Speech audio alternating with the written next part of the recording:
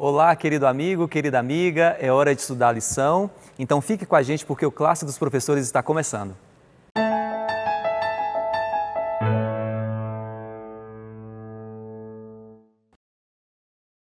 Olá, seja bem-vindo mais uma vez ao Classe dos Professores. Você sabe, esse é o momento em que nós utilizamos para poder estudar a Palavra de Deus. Eu tenho comigo aqui o guia, que se chama Lição da Escola Sabatina. O título desse trimestre é Hebreus, a mensagem para os últimos dias. Na semana passada, a Jéssica esteve aqui com o seu grupo e estudou o tema A Carta aos Hebreus e a nós. E a lição dessa semana, a lição 2, tem como título A Mensagem de Hebreus. Mais uma vez eu queria deixar um abraço para todos aqueles que têm acompanhado este programa, têm compartilhado essa mensagem com outras pessoas. Em especial, eu quero mandar um abraço para a Milene de Santa Maria e para a Patrícia da Espanha. Muito bom ter a sua companhia. Continue sempre acompanhando o programa, transmitindo também para os seus amigos, para que dessa forma a mensagem alcance muitos corações. É muito bom estar aqui participando deste momento, principalmente com pessoas tão especiais quanto as que eu tenho aqui comigo. Como, por exemplo, a Cristiane, que está aqui ao meu lado. A Cristiane ela é membro da Igreja Adventista do Lago Sul. E ao lado da Cristiane tem a Vanessa, essa moça sorridente aí, membro da Igreja da Asa Norte, Adventista da Asa Norte. E ao lado da Vanessa está o pastor Davi Sabino, pastor membro da Igreja Adventista do Lago Sul. Bom, antes de iniciarmos o estudo da Palavra de Deus, nós iremos fazer uma oração. Pastor, o senhor ora para a gente? Oremos. Querido Deus, que bom poder estar aqui para juntos estudarmos mais uma vez a Tua Palavra. Que o Teu Espírito Santo esteja a iluminar a nossa mente, pois é em Cristo que oramos. Amém. Amém. A lição traz como título, igual eu falei, a mensagem aos Hebreus. Mas olha o verso para memorizar, está lá em Hebreus capítulo 8, versículo 1. Ora, o essencial das coisas que estamos dizendo é que temos tal sumo sacerdote que se assentou à direita do trono da majestade nos céus.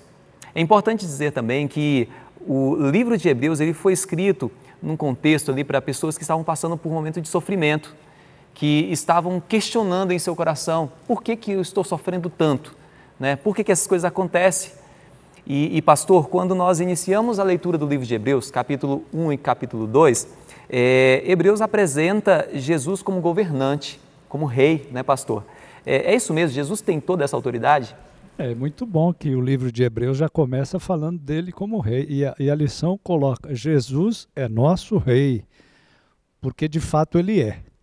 Agora, quando Hebreus começa a sua descrição de Cristo, e começa desta forma, não é? Falando dele entronizado, falando que nós temos tal sumo sacerdote, já trata isso como um fato e tudo mais, né? Às vezes a gente fica pensando assim, mas ele foi entronizado porque ele já não era?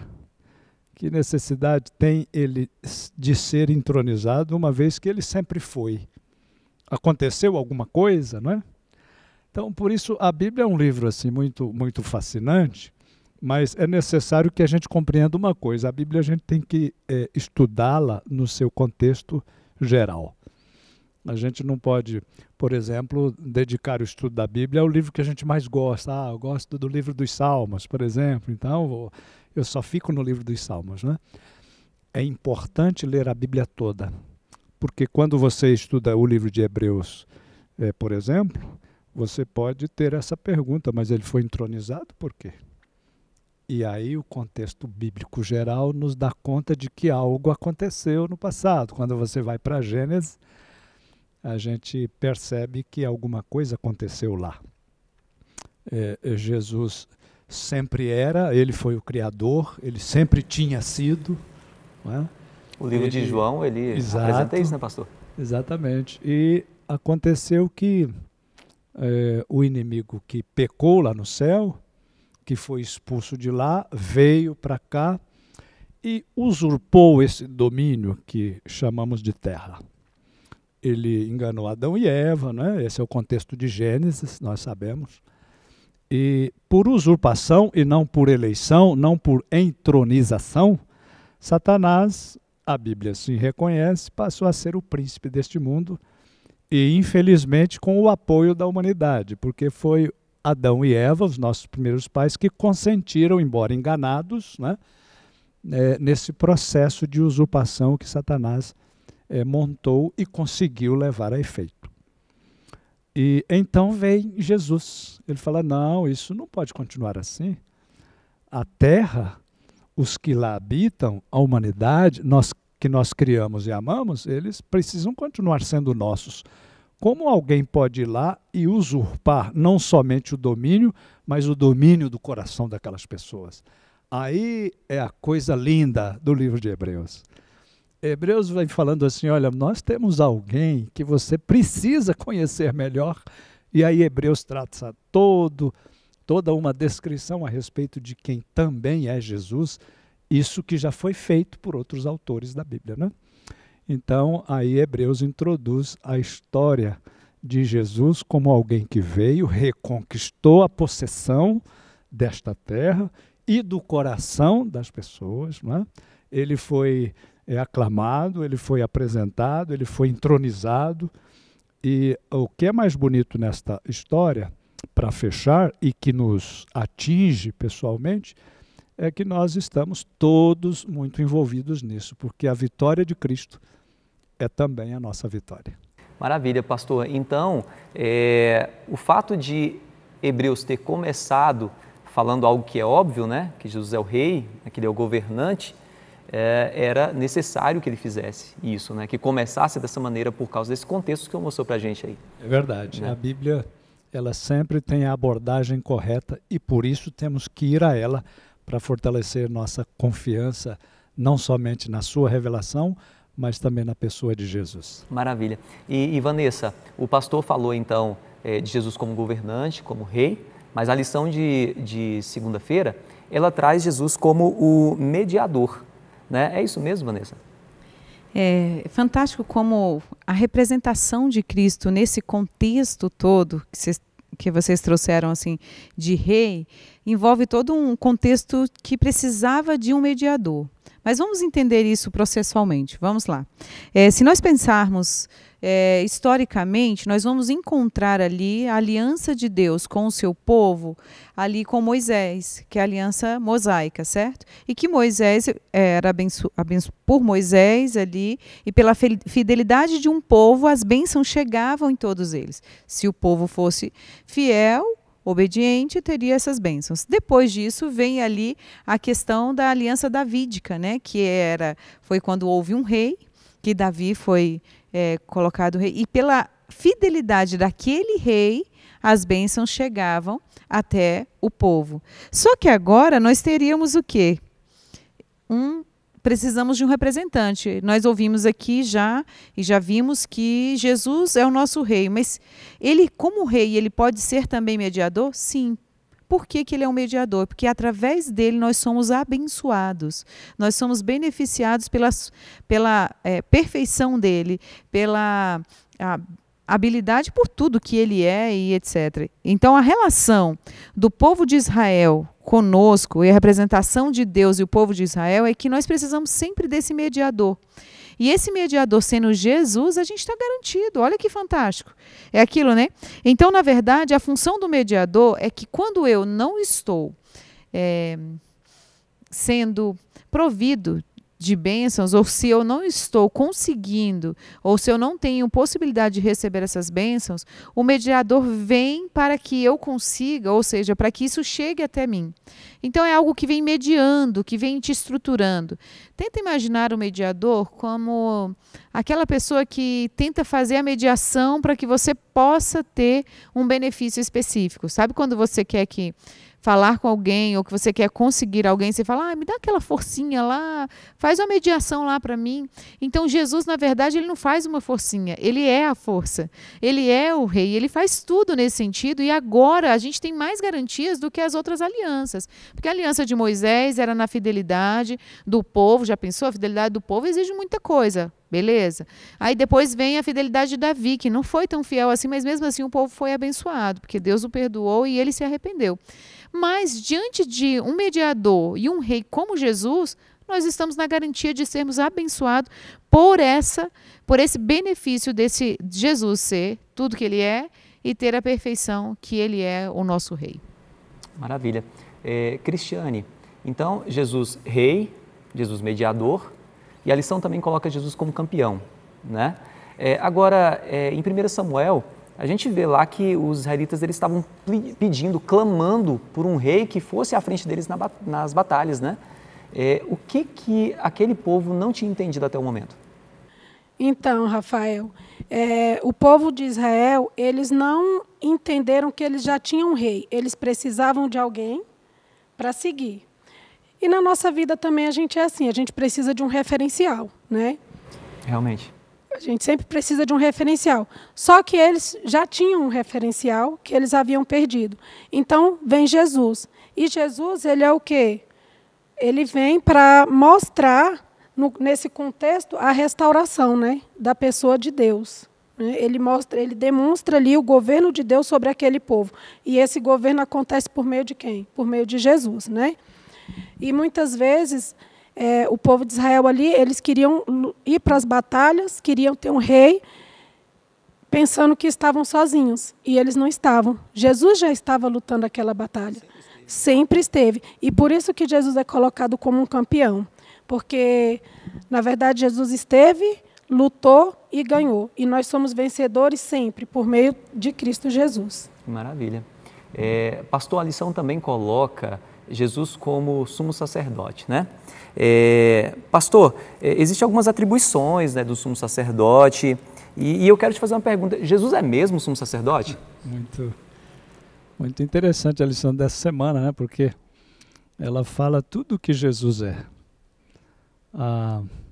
Começamos com ele como rei, Vanessa falou de mediador, agora a Cris falou de vencedor, agora de sumo sacerdote, né?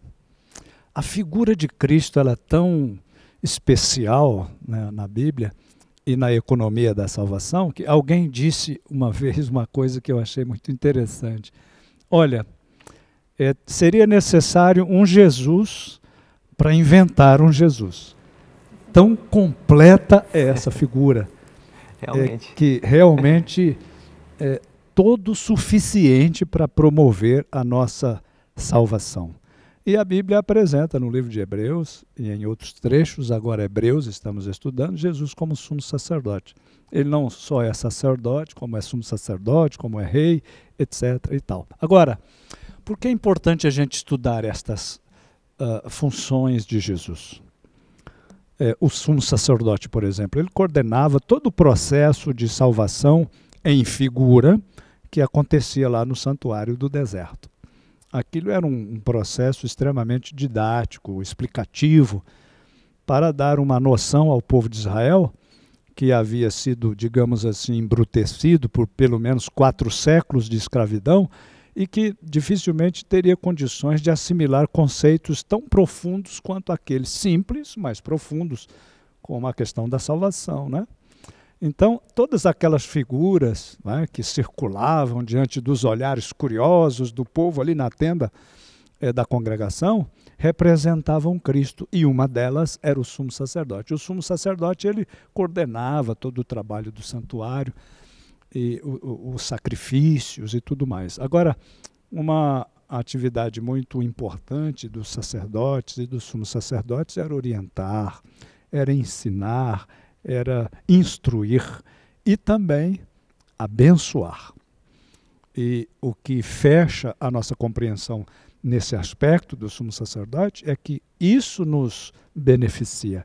No plano da salvação, nós precisamos da ação sumo sacerdotal de Cristo em nosso favor, para mediar, como já foi dito aqui, a nossa salvação, porque tudo é em Jesus. Se a primeira aliança ela teve suas imperfeições, não foi por conta da aliança em si ou do Deus envolvido nela, mas por causa das pessoas que eram falhas, né?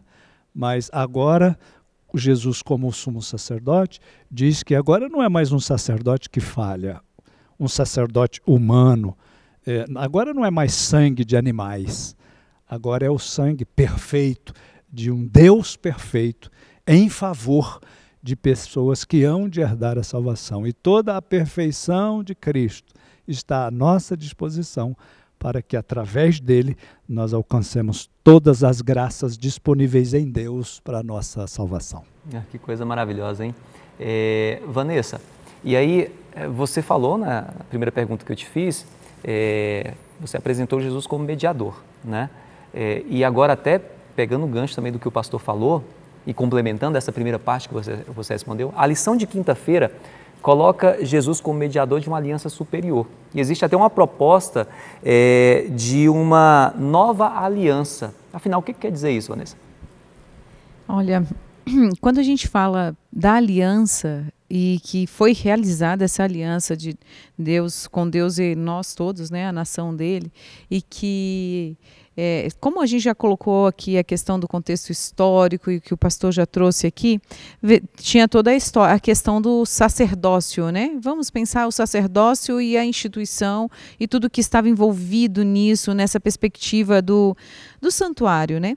Tudo aquilo mostrava para esse futuro, uma prospecção do que Jesus viria fazer, ou de quem era Jesus. Então, na verdade, o santuário ele estava ali fazendo uma prospecção disso, como se fosse uma figura de fundo, ou mostrando uma sombra do que viria. E aí, quando Jesus vem, essa aliança que antes estava em cima de pessoas que sacerdotes ou que são imperfeitos, mortais, agora ela vem para uma pessoa que é perfeita e imortal e que cumpriu e que foi campeã e que venceu todas as coisas. E essa nova aliança, ela passa a ser uma aliança superior ou uma nova aliança por um contexto de que agora esse simbolismo todo que foi utilizado para representar a aliança e de que nós não morreríamos por causa do nosso pecado e que nós teríamos essa salvação e que Jesus estava e que Deus está ali intervindo por nós e que nós somos amados, agora Jesus vem e comprova isso, porque todo esse sacerdócio